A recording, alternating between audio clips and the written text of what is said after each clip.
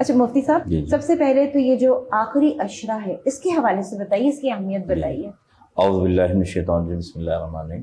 قال اللہ تعالیٰ فی القرآن المجید شہر رمضان الذی انزل فی القرآن آمنت باللہ صدق اللہ العظیم اللہم صلی علی سیدنا مولانا محمد وسلم۔ شگفتہ بہن، یہ جو آخری عشرہ ہے، ایک مہینہ جسے رمضان کا ہم نام دیتے ہیں، جو اللہ نے اس قرآن پاک میں فرمایا کہ رمضان وہ مہینہ ہے جس میں اللہ کا قرآن اترا، اور قرآن اترنے کے بعد اللہ تعالیٰ نے اس کے 10 دنوں کو کیٹیگریز کر دیے۔ یعنی پہلا عشرہ یعنی 10 دن وہ رحمت کا ہے، دوسرا عشرہ جسے مغفرت کا کہا گیا، اور تیسرا عشرہ یہ ہے کہ اللہ کی رحمت، کہتے ہیں نا کہ ایک ہوتا ہے سمندر کا چلتے رہنا، بہاؤ ہونا، پھر سمندر میں تھوڑی بہت لہروں کا تیز آنا، اب سمندر میں طوفان اور طغیانی آ گئی کہ رحمت ہر طرف سے چھا رہی ہے۔ جیسے ہر طرف سے سمندر کہتے ہیں نا کہ ایک تیز طوفان ہر زمین کو یعنی کہ اپنے سیراب میں لے لیتا ہے، اس طرح رحمت بھی طوفان اور کہتے ہیں طغیانی کے ساتھ سب کو رحمت میں لے رہی ہے۔ یعنی اب یہ نہیں دیکھا جا رہا کہ کس نے کتنے گناہ کیے ہیں، بلکہ اب رحمت ہر خاص و عام پر ہو رہی ہے۔ تو یہ جو مہینہ ہے اس کے معنی ہوتے ہیں، یعنی یہ جو عشرہ ہے اس کے معنی نکلتے ہیں اس 10 عشرے کے، دوزخ سے نجات کا عشرہ۔ یعنی ایک مسلمان، ایک مومن اس مہینے میں جب عبادت کرنا شروع کرتا ہے تو آپ نے دیکھا کہ 20 دن جو ہم گزار چکے ہیں، یہ تو وہ دن تھے کہ جس نے نیکی کی، جس نے روزے رکھے، جس نے تراویحیں پڑھی، اس پر رحمت بھی مغفرت بھی۔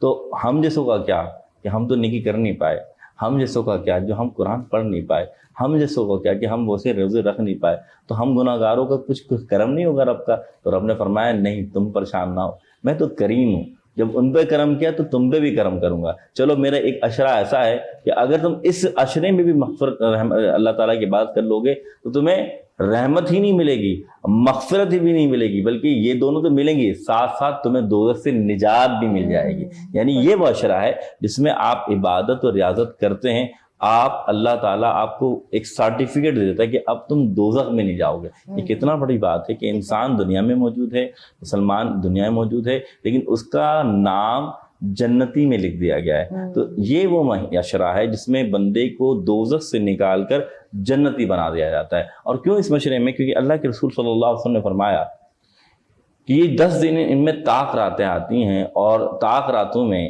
ایک رات جس کے بارے میں قرآن نے فرمایا اِنَّا أَنزَلْنَاهُ فِي لَيْلَةِ الْقَدْرِ وَمَا أَدْرَاكَ مَا لَيْلَةُ الْقَدْرِ لَيْلَةُ الْقَدْرِ خَيْرٌ مِّنْ أَلْفِ الشَّهْرِ۔ تمہیں کہتے ہیں کہ ہم نے نازل کیا قدر میں، یعنی قرآن کو شب قدر میں نازل کیا، اور تمہیں کیا معلوم کہ قدر ہے کیا، یہ شب قدر ہے کیا؟ یہ وہ مہینہ ہے جو ہزاروں مہینوں سے بہتر ایک رات ہے۔ یعنی کہ مہینے کی بات بھی نہیں فرمایا کہ وما ادراک ما لیلۃ القدر، لیلۃ القدر یعنی لیلۃ القدر کیا ہے کہ وہ ایک رات ہزاروں مہینوں سے بہتر ہے۔ نہ دنوں کی بات کی، نہ ہفتوں کی بات کی، بلکہ 1000 مہینے ہوں ان میں یہ ایک رات بھاری ہے۔ کیوں؟ کیونکہ اس رات قرآن اترا۔ اور پھر اللہ نے فرمایا کہ یہ پوری رات سلامتی والی رات ہے طلوع فجر تک۔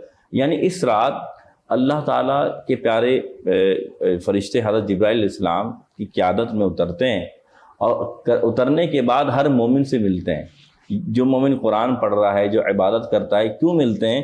یہ یاد رکھیے کہ جب اللہ تعالیٰ نے انسان کو، بنی آدم کو پیدا کیا، تو اللہ تعالیٰ نے جب فرشتوں کے سامنے فرمایا کہ میں انسان کو پیدا کروں، تو اس نے فرمایا کہ یا اللہ یہ تو زمین پہ تو بھیج رہا ہے، یہ تو فساد پھیلائیں گے، تو یہ تو خون خرابہ کریں گے۔ تو پھر اللہ نے فرمایا انی عالم ما لا تعلمون، جو میں جانتا ہوں وہ تم نہیں جانتے۔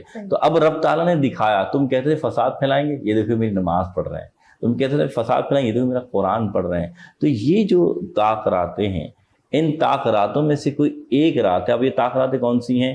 21، 23، 25، 27 اور 29۔ یہ 5 راتیں ایسی ہیں کہ جب آپ ان 5 راتوں میں عبادت کرتے ہیں، اللہ تعالیٰ کی فرمانبرداری کرتے ہیں، تو وہ ایک رات مل جاتی ہے جس رات آپ کو 1000 مہینے کی عبادت کا ثواب مل جاتا ہے۔ تو ان طاق راتوں میں بہت عبادت کیجیے۔ جی